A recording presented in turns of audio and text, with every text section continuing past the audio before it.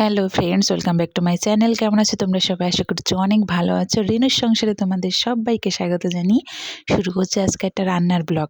তো অনেকদিন পর আবার রান্না নিয়ে চলে আসলাম। আমি বেশ কিছুদিন ভিডিও দিতে পারিনি, তার জন্য আই এম সরি। তো এখন থেকে নিয়মিত তোমরা ভিডিও পাবে, রান্নার ভিডিও আমি চেষ্টা করব দেওয়ার। তো দেখো আজকে কি রান্না নিয়ে চলে আসলাম, দেখে নিশ্চয়ই অনেকেই গেস করতে পেরেছো। চিংড়ি মাছের মালাইকারি। হ্যাঁ, চিংড়ি মাছের মালাইকারি আজকে তোমাদেরকে দেখাবো। তো দেখো, প্রথমে আমি চিংড়ি মাছগুলো খুব সুন্দর করে ভেজে নিচ্ছি।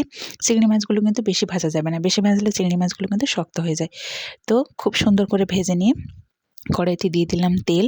তার ভিতরে আমি পেঁয়াজ কুচি দিয়ে দিলাম, একটু বেশি পরিমাণেও তোমরা দিতে পারো তোমাদের ইচ্ছা মতো। তারপরে কয়েকটা তেজপাতা দিয়ে দিলাম।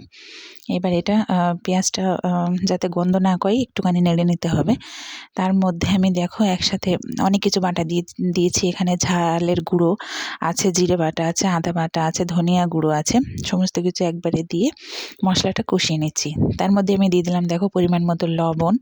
তারপরে আমি দিয়ে দেবো পরিমাণ মতো হলুদ। সবটা দেওয়া হয়ে গেলে খুব সুন্দরভাবে মশলাটা কষাতে হবে। মশলাটা কষাতে হবে যেন উপরে তেল ভাসে। উপরে তেল ভাসা পর্যন্ত মশলাটা কষাই নিতে হবে। তো দেখো আমি খুব সুন্দরভাবে মশলাটা কষিয়ে নিচ্ছি, যাতে উপরে তেল উঠে আসে আর যাতে নিচ থেকে পুড়ে না যায়, সেজন্য খুব সুন্দরভাবে নেড়ে দিচ্ছি। তো দেখো খুব সুন্দরভাবে আমি মশলাটা কষানোর পর তোমাদেরকে দেখাচ্ছি। দেখো মশলাটা কষানো হয়ে গেছে। এবার এর মধ্যে কিন্তু আমি কোনো জল অ্যাড করিনি। এর মধ্যে আমি দিয়ে দিলাম নারকেলের দুধ। তোমরা চাইলে টক দই দিতে পারো, কিন্তু আমি টক দইটা স্কিপ করেছি। তো ঘরে নারকেল ছিল, তো নারকেলের দুধ দিয়েই করছি। তো দেখো আমি নারকেলের দুধ দেওয়ার পরে একটু ঢেকে দিয়েছিলাম। তারপরে যখন বলক উঠে এসেছে, আমি তখন এর ভিতর চিংড়ি মাছগুলো দিয়ে দিলাম একে একে। সবগুলো চিংড়ি মাছ দিয়ে খুব আলতোভাবে নেড়ে দিতে হবে যেন চিংড়ি মাছগুলো ভেঙে না যায়। তারপরে আমি এটা 5 মিনিটের জন্য ঢাকনা দিয়ে রাখবো, এবং 5 মিনিট পর আমি ঢাকনাটা উঠিয়ে দেখো খুব সুন্দরভাবে ফুটছে।